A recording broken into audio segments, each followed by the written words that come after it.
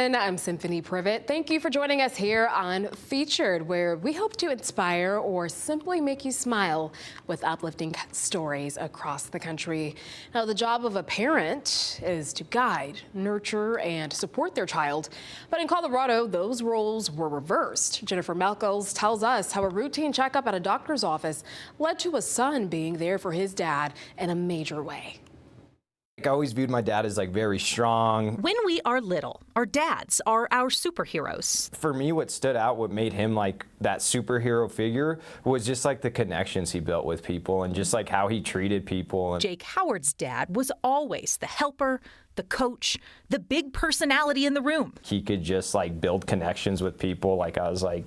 My dad is people love him. But when we get older, we learn our superheroes are mortals too. We were all together as a family, and he was just basically hey, I went and got some blood tests done, and it wasn't good. I was diagnosed with MDS. A routine checkup later revealed Steve Howard had blood cancer. So I Google MDS, and the first thing it says is, I'll be honest, it says very rare, often fatal.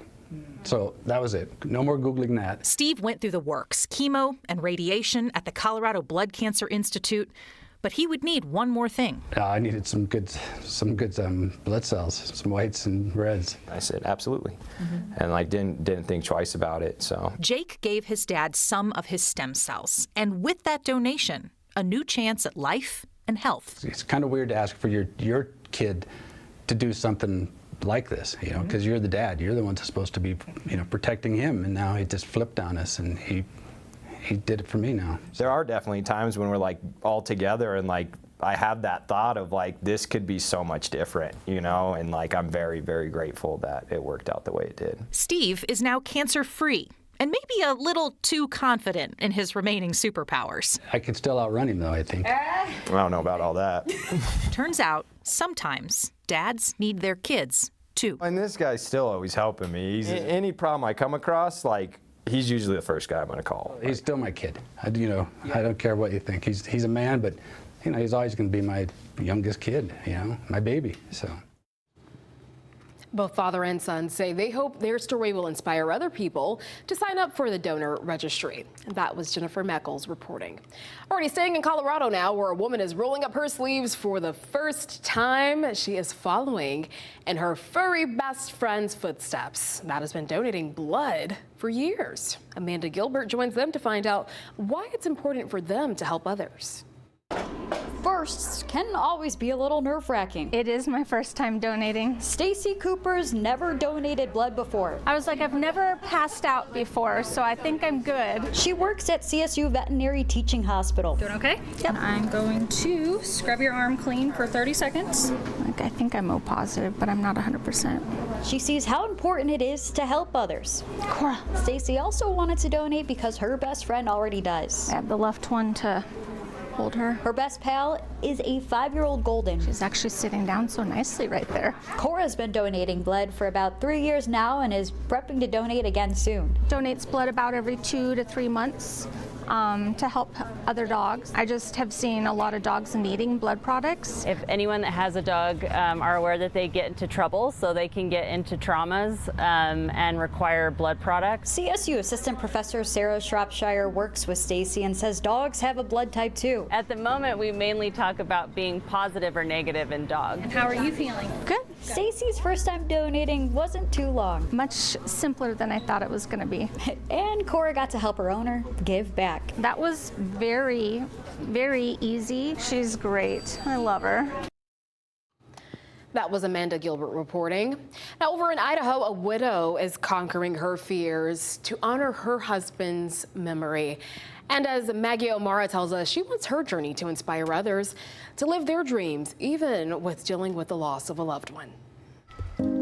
7 years ago, Eva Steinwald's life changed in a blink of an eye. It really happened back in 2018 when my husband of 26 years passed away unexpectedly.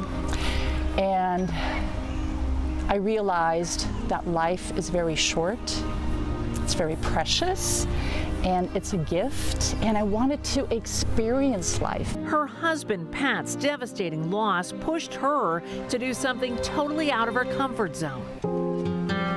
So I decided to get over my fear of heights. I heard about Mount Bora. That was her first major climb. And when I reached Mount Bora, I was just bawling, and I'm like, oh my God, I can do this. So what else can I do? That kind of started it. Then someone told me about Mount Rainier. Mount Rainier is a little bit over 14,000, and Bora is a little bit over 12. I thought, if I can do Bora, I can do Mount Rainier, you know. It was like a fire in my belly because I felt alive, and I knew that's what I wanted, and to honor my husband. She set her sights on what's next. I've always wanted to go to Nepal. They have these beautiful mountains. Maybe I can climb something when I'm there. Well, they had the Everest Base Camp trek with a mountain called La Bouche, which is 20,000. I'm like, Rainier is like 14,400.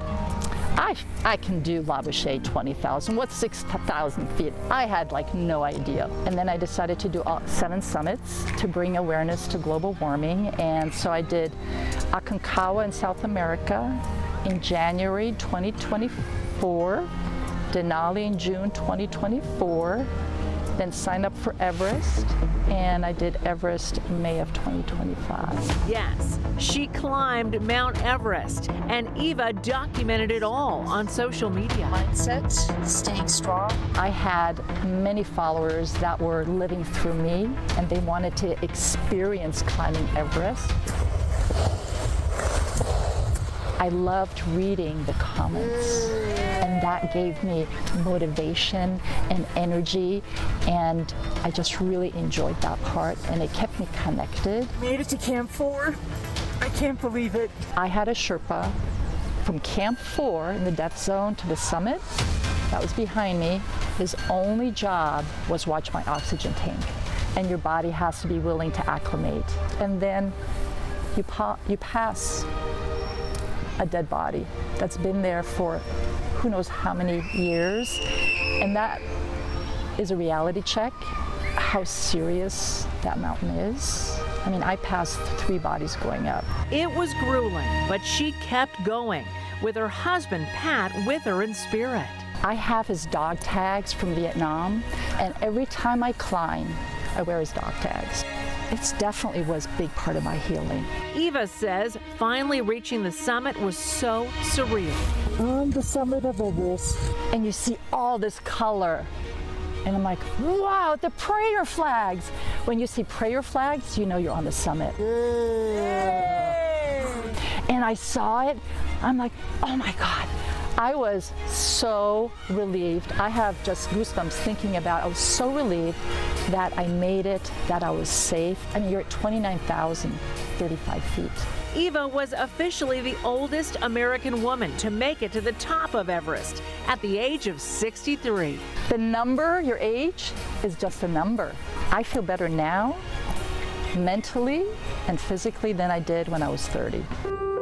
A few days later, she found out her record was broken. So I reached out, and she said, I just got an email from another expedition company. They had a lady, her name is Susan, she's 66, and she lives in Texas. Eva wants to inspire people who have experienced loss to chase their dreams and to live. Take time to mourn, but then step forward. Because the only time we have, Maggie, is right now. We don't have what we had yesterday. We don't know what we're going to have tomorrow. We all have our Everests, and whatever the Everest is, if it's getting your college degree or going back to school, running a 5K, whatever it is, believe in your dream, and don't listen to naysayers. Believe in your heart. Baby steps. Set baby steps, little goals, and you can get there. I give myself grace. You know, you need to give yourself grace too. Eva Steinwald is living proof that anything is possible. I just love inspiring to let you know you're so much stronger than you think you are. So much stronger. That was Maggie O'Mara reporting. We have more for you ahead on Featured. Here's a look at what's coming up. A lost art is revived on a lake in Maine. We hear from canoe builders who were sharing their craftsmanship with a new generation. Plus, a gardener with a plant problem. How a dirt lot bloomed into meaningful bonds. And a little bit later, against all odds, how a sacred metal made it out of a scrapyard in one piece.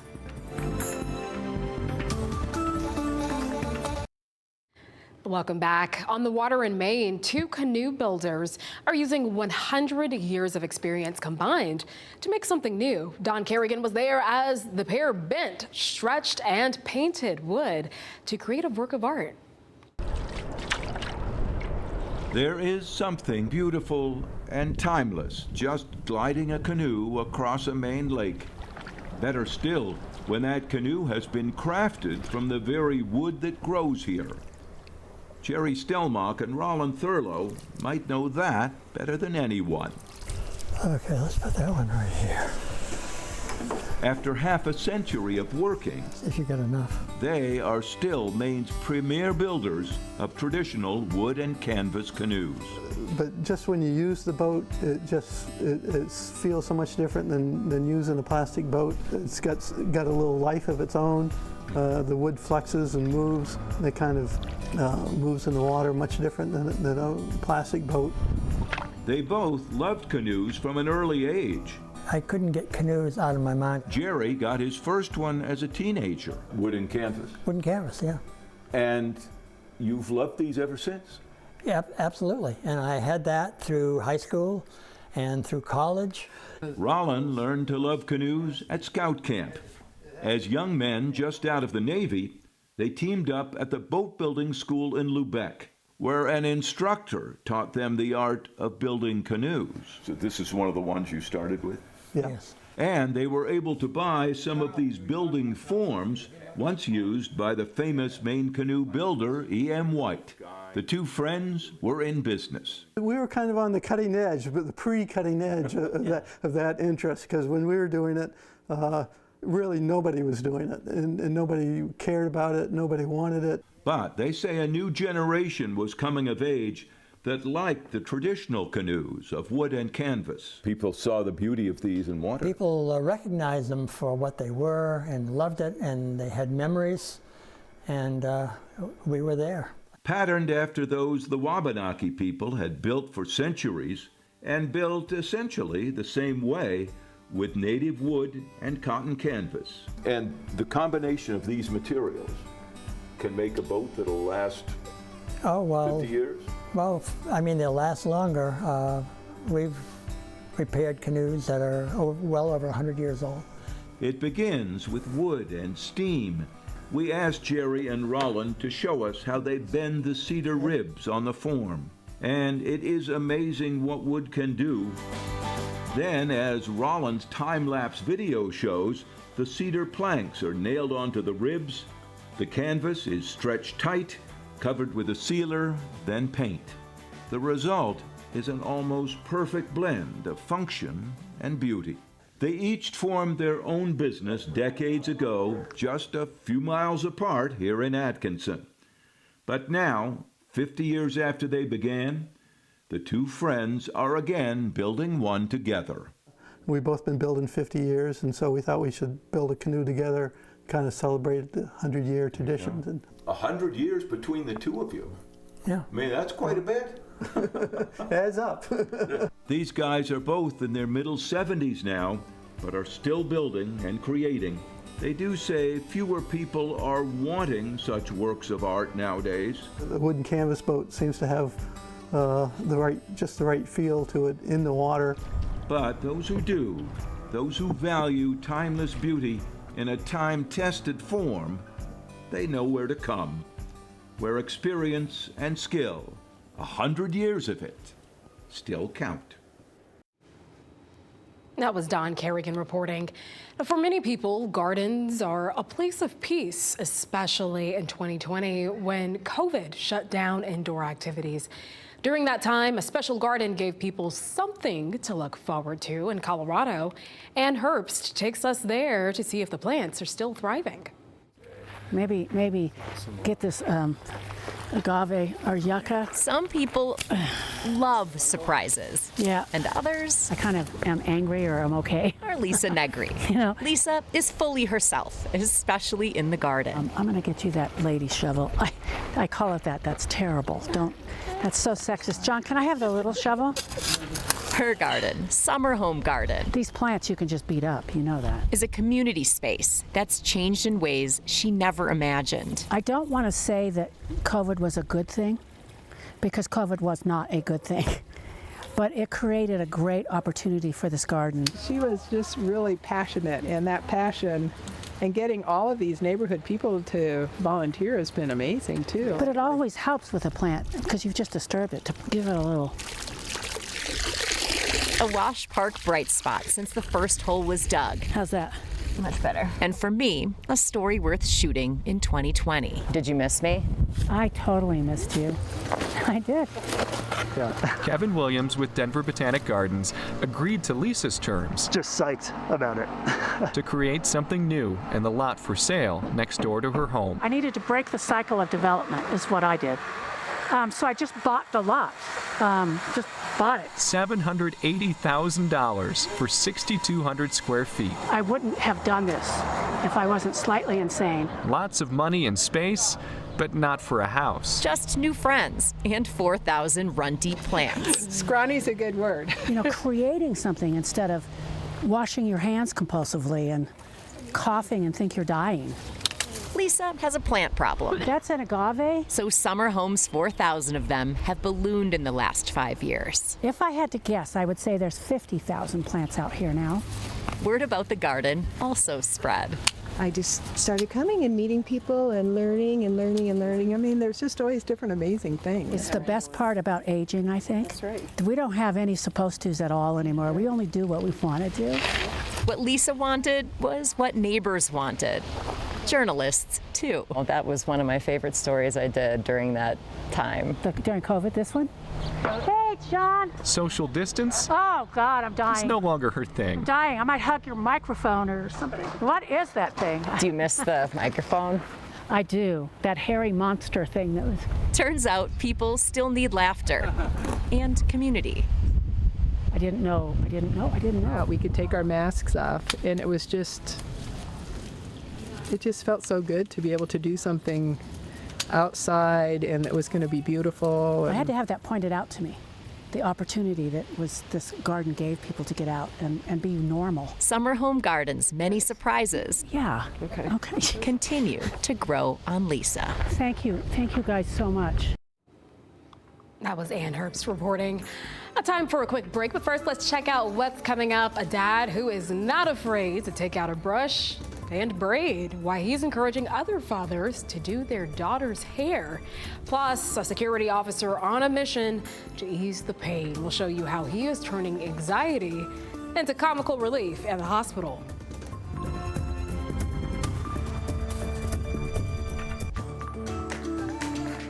Welcome back. Let's dive into what's trending on social media today. A dad's attempt to connect with his daughter led to a father movement on social media. Take a look.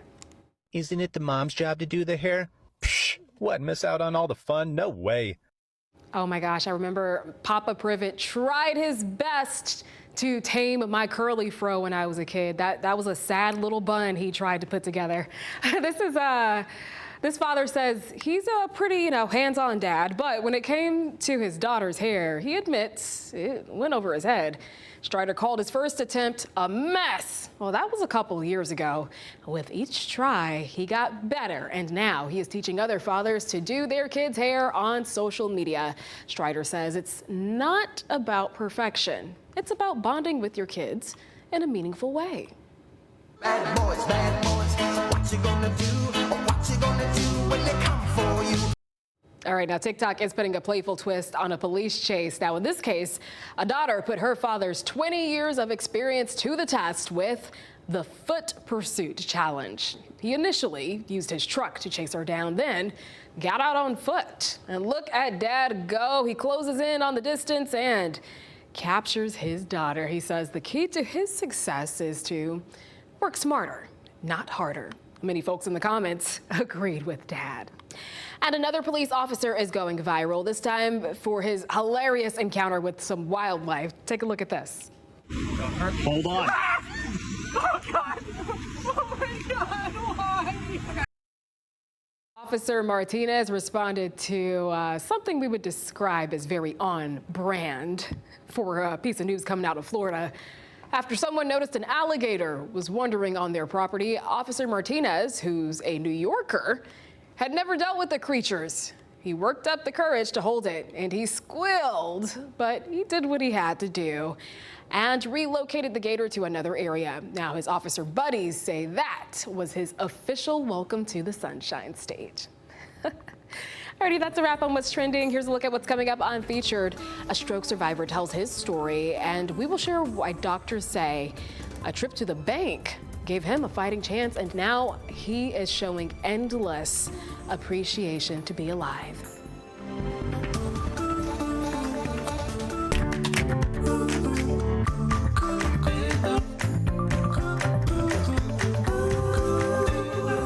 Hey there, thank you for staying with us here on Featured. I'm Symphony Privet, and we are continuing to bring you some uplifting stories from across the country. An 89-year-old man is thankful to be alive today. He was at a bank when employees noticed something was terribly wrong, and what they did next would help save his life. Jeff Zevely tells us the unique way his family showed their appreciation to the bank employees. Jimmy Mock remembers standing at the bank counter when his body started to sway. And suddenly just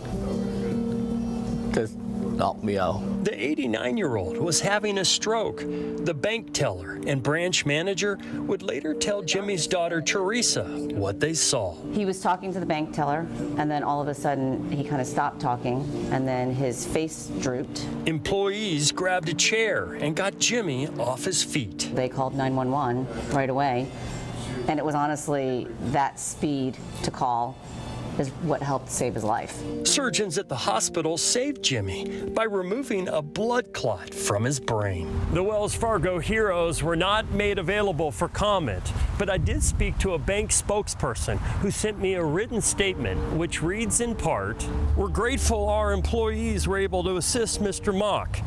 We're happy to hear that this customer is recovering, and we look forward to seeing Mr. Mock at our branch." With Jimmy recovering in the hospital, one of his 11 grandkids came up with a unique idea of expressing their gratitude to the bank employees. You should offer them free chicken wings for life. Is that happening? That's what's happening. With the help of rehab, Jimmy is walking and talking again. I just died right there, almost nothing. He's also sharing a very personal story about what he believes was a split second he spent in heaven. Did you see a vision? See my wife. Jimmy says his wife, Helen, of 50 years, who died from ALS, the woman he opened this restaurant to honor, told him it wasn't his time. Just very fast. You're not dying. Troy Shea, Jimmy's grandson, is grateful his grandmother told Jimmy to go back. I'm very happy she did so because there's still a lot more to live and a lot more to see in this world, and I think that he's a good grandpa. So a pepper chicken wing. As for the quick-thinking bank employees, #1, who will be feasting on chicken wings for life, what would you like to say to the heroes over at Wells Fargo? Thank you. I can tell you firsthand, the wings are heaven on earth. You can take those to the bank. In the Zevely Zone, Jeff Zevely. Did you hear the crunch on that chicken wing when Jeff took a bite? My goodness, I need to figure out where in San Diego that restaurant is and put it on my to-do list next time I'm there visiting my family. All right, that was Jeff Zevely reporting. Now, they say only the strongest survive, and hey, that was definitely the case here at a scrap yard in Missouri. Mike Bush shows us how a symbol of sacrifice and valor defied a metal shredder to find its way home to a grateful family. At Scrap Mart Metals in Jonesburg, Missouri, they turn metal into memories.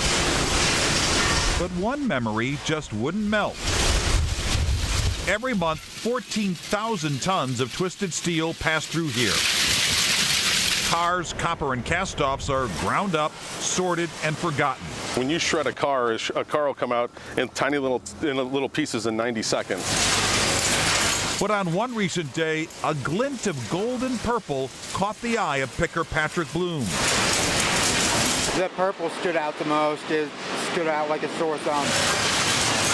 What Patrick pulled from that conveyor belt was a World War II Purple Heart, completely intact, which defied all logic. We get coins through this thing because, cars have coins in them, right. and they're unrecognizable. I mean, quarters are bent in half, and this thing's completely whole. The ribbon's still on.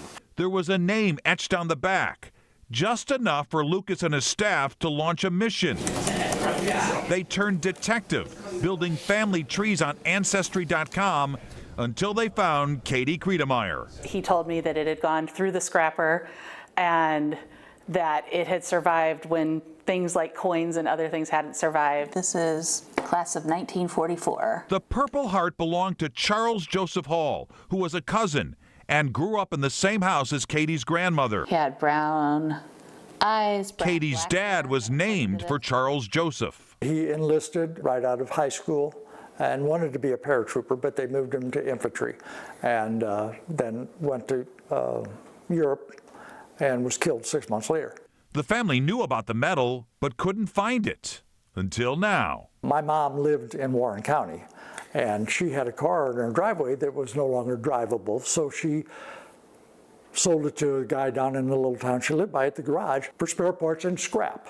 And the Purple Heart must have been in the car. And the dedication of those in the industry who handle them. To honor the journey, Scrap Mart didn't just hand it over. They flew the family to San Diego to their national convention to return a nation's gratitude. We were like celebrities there. It was like people coming up to us and wanting to meet us and take pictures of the medal and take pictures of us with the medal. And for them to make this big deal out of it, it was really cool. The medal now sits safely in the family's hands. Decades late, but somehow right on time. We wouldn't have this if it hadn't been for the kindness of complete strangers. In a scrapyard full of shattered parts, one small medal held on, not just through steel, but through time, waiting to finally come home. I think it was definitely meant to be, that's for sure. That was Mike Bush reporting. All right, moving on now to a dream wedding in Arkansas. It was suddenly in jeopardy after severe weather intruded on their big day. Lauren Spencer shows us that even storm damage couldn't stop the couple from saying, "I do." There was nowhere to practice, no power, no water, no nothing. Had a tree fall on their car and on their cabin. My wife, she is the one who the cut your losses one. I grabbed her by her shoulders and said, "If you want to do this, we're absolutely doing it." That's L.A. Perkins, a now newlywed. He and his now wife Holly booked the cabins, reserved the amphitheater, and invited nearly 100 guests nearly a year in advance. For L.A., Devil's Den was a lifelong dream. I just went with Devil's Den because since I was like 6 years old, I wanted that trip back. A storm blew through that morning, toppling trees, blocking roads, and damaging nearby cabins. Still, LA never wavered. Plans are plans. I don't break them for nobody. The park staff were the ones to step up and make this happen, LA says. Crews cleared the entire amphitheater limb by limb, and the wedding was on. With no power for the band, LA thought the music might be out until a spark of luck lit up the pavilion. And as I'm speaking to him, the little light on the pavilion came on. Against all odds, the couple got their dream wedding in their dream location, even with some trees down. Now, the couple went toe-to-toe with Mother Nature, and they came out on top. That was Lauren Spencer reporting. Now, let's explore a hidden gem in Washington, D.C. now. Barbie and her friends are taking over a neighborhood out there. And as Abby Yorko tells us, the iconic dolls are gaining attention from spectators all over the world. It may be a Barbie world, but step down Q Street Northwest and you'll find this out-of-the-box scene that's really a story of its own. It's camp, right? But it's cute. It's beautiful. A few cake topper dolls playfully arranged in the landscape became the Barbie Town. they definitely are ahead of the time. And 13 years later, it's a neighborhood landmark with a global following. God, this Barbie thing is so cool. With each new display, she's been almost everything. Tying into whatever the moment is. Last month, I think the theme was like a Supreme Court theme. During COVID times, there were some really good ones. We all kind of needed some lightness. The trio of pals behind the setup stay anonymous, keeping the spotlight on Barbie, Ken, and friends. It's really fun. Wow, Mom! These dolls just some of the hundreds they've acquired over the years. Let's go Barbie, let's go party. The pond's keepers expect Hollywood Barbie might need some time off after a summer of fanfare. Don't touch me, don't touch. But the Q Street Barbies will still be here, making their splash. Like they've got the car and everything. Anything you would want the people who are behind this to know? Thank you for putting in the effort. It's so fun to get to have this like little place of like bright joy. That was Abby Yorko reporting. Now, a pink library is connecting a community in New York. It's more than books, and no library card is needed. To check out these items, Natalie Fass speaks to a mom who says it has taught her daughter an important lesson in life. Tucked away on Morrow Ave in Lockport, you may see something a little, well, pink. I wanted it to be like you're walking through the neighborhood and you're like, oh, what's this? You kind of happen upon a little pink box and you're like, what is this cool thing? And you look in and you can take anything you want. It's called the Little Pink Library, and it's stocked with donated art supplies, books, and small informational zines or magazines made by Adrienne and her community. There's like small adult coloring books in there, and I've had some people drop off craft supplies to put in. I had someone give me like a garbage bag of yarn. I have to keep putting yarn in there. She and her friends built the library out of all repurposed materials in order to be as eco-friendly as possible. It was made out of discarded cabinets and leftover shingles from her chicken coop, and the owners before us left these brackets, so we used those. The library has also served as a learning experience for her daughter Lucy, who's made her own mini pink library, where she wants kids to create informational zines about their interests to swap with one another. I want to teach other kids how to not like spend a lot of time on like the TV and more like play outside. The larger purpose, Adrienne says, is all about getting the community to interact with one another. Reciprocation of things, like you offer something, I offer something, and you know, we just kind of live as this whole community together. That was Natalie Fass reporting. A security officer is using jokes to make a big difference in Pennsylvania. Tyler Pogslich takes us to a hospital where laughter is quickly becoming the best medicine. So, hey, quick question. Do you know why Elsa couldn't have a balloon? No. Why? She let it go. Meet Marcus Ingram, security officer by day, stand-up comedian by dad joke. About 2 years ago, one of the housekeepers was cleaning our office. She brought in a box of dad jokes months prior to that, and she brought them to me because she knew I enjoyed jokes. So why do crabs never volunteer? They can't raise their hand. No, because they're shellfish. Tucked between his radio and keys is a treasure trove of terrible, yet totally lovable jokes. For team members, patients, even visitors, it's a moment of comic relief in a place that sometimes can feel heavy. So there was a patient here who had surgery and it didn't go well, and I just started telling him jokes and brightened his day. And yes, he's a dad to a 6-year-old who he admits she isn't always a fan. She's starting to understand jokes, so she'll come home, tell me jokes, and you know, I'll respond with a joke, and she loves them. Do you know why golfers bring 2 pair of pants when they go golfing? No. In case they get a hole in one. Deadpan delivery, 6-foot frame, all black uniform. The look is serious. The material, not so much. They could be going through a hard time at home or with a family member, and it really, you know, brightens my day when I can help somebody else out. What did the one wall say to the other wall? I'll meet you in the corner. And that was Tyler Poglich reporting. Now don't go too far. We will be right back with more Featured. All right, welcome back. Now, you might have a dog or a cat in your home, but a teen in northeastern Pennsylvania has a different kind of pet, and it's one that's usually found flying in the wild. Mackenzie Ocker introduces us to Cassidy, the red-tailed hawk. Meet Thora, a 1-year-old red-tailed female hawk. 15-year-old Cassidy Simcox trapped her back in September. The Lock Haven native says she discovered her love for animals at a young age, especially birds. She met her falconry sponsor, Tierney Clark, at a falconry meet in State College. I met up with her there, and she got to hold my first bird. Her first bird she got to hold was Salem. He was my Harris hawk.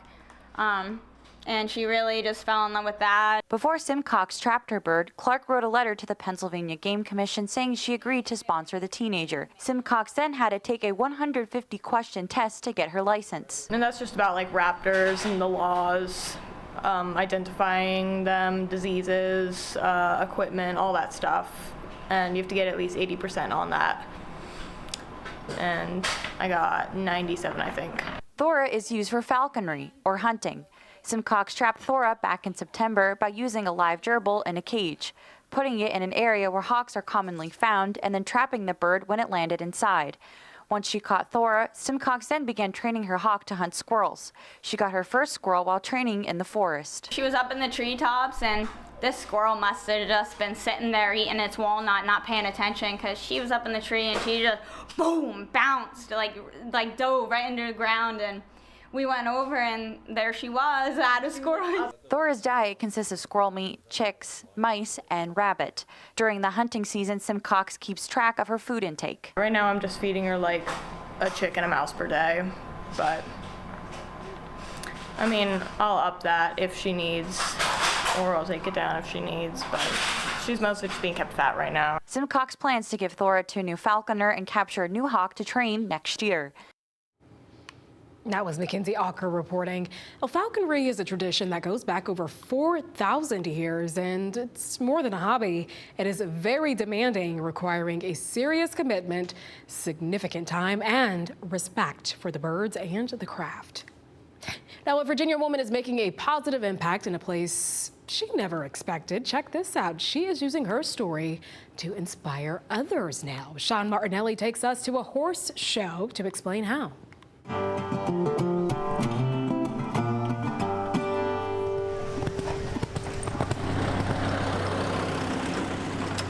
In the 172-year history of the Upperville Colton Horse Show, there have been countless calls. 602 simply desired. Thousands of boots buffed. But what you're about to see Such a good boy. might be a first. I'm falling in love, sorry. Mackenzie Brown isn't supposed to be here. She just keeps pushing forward. That's Mackenzie's mom, Jennifer. What she's doing today was unthinkable when she was first born. It certainly was. It is. In the eyes of every newborn, there is promise. But Mackenzie was born 5 weeks early and had a stroke in the NICU. Her promise quickly faded with predictions. She probably won't walk. She probably won't talk. She's right side paralyzed. She has cerebral palsy. Mackenzie eventually found her voice, rose to her feet, only to eventually be knocked down. I was bullied for a very, very long time. And so that bullying kind of put me into a giant shell. Wake him up. Good boy. At 12 years old, Mackenzie saddled up for the first time. And this is where that shell cracked. Around horses, she just was totally herself and could relax. Anthony Forrest is Mackenzie's coach. His family owns the nearby Wheatland farm. They offer therapeutic riding to those with special needs. It's really something that hits home for us because, you know, I have 3 brothers with special needs. Nice job, Mackenzie. Well done. Years of riding prepared Mackenzie for what happened next. Did you ever think that you would make it this far? Honestly, no. When the oldest horse show in America invited her here to perform. I remember the doctors telling me I couldn't walk or talk. Let alone do this. Mackenzie represented the U.S. in this paradressage demonstration. Her and her horse Danny glided together with precision. Everything else just turns into a blur. Though for everyone else, it's clear.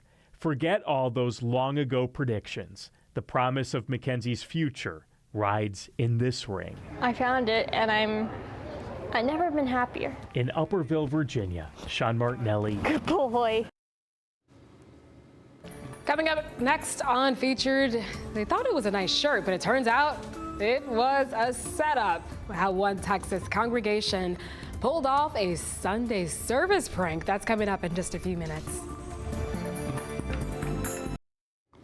Welcome back. Let's head to Ohio now, where a 13-year-old boy went from no experience in the kitchen to a baking star in just 2 years. Check out Braxton Harst. He's gone viral on TikTok for his colorful, over-the-top cake creations, including a rainbow cake and even an ocean-themed octopus design. Well, he even caught the attention of big names like Barbie and Wicked the Musical. But behind the frosting and TikTok fame is a sweet story of resilience. After facing bullying at school, Braxton found confidence in the kitchen and support from fans across the country. Now, this next story is really awesome. It's one thing to, accidentally wear the same shirt as another person, but now there were about 200 people rocking the same fit. Jobin Paniker takes us to a church in Texas where a large group of women pulled off an elaborate prank to trick their husbands. A lamp to my feet is your word, a lamp to my path. This Sunday at St. Anne Parish in Capel went a little different, and by that we mean the same. I don't know how they kept it quiet. I mean, it just goes to show, Kristen Combo is a parishioner, and she had an idea for their small group. It started with just a few friends, and then it just started getting bigger and bigger as more people heard about it. It was hard not to notice. Whole swarm is seafoam green, just walking through. The moment your Sunday best, you soon realize, is everyone's best. It was immediate that as soon as I walked in, I was like, oh, you. All right, let's go take a picture.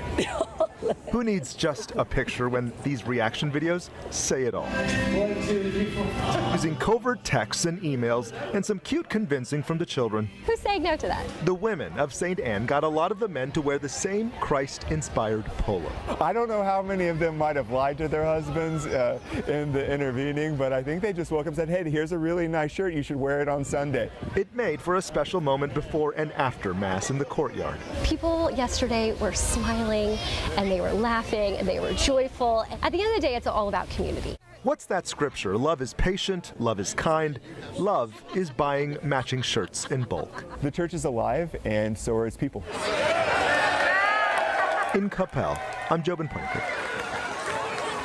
Oh my goodness, I have no idea how those wives managed to pull that off. You figure somebody would have had loose lips in the group, but that is an awesome little prank to pull off. Alrighty, that is it for Featured. I hope that you found a little something today that inspired you or made you smile. Until next time, make it a great one.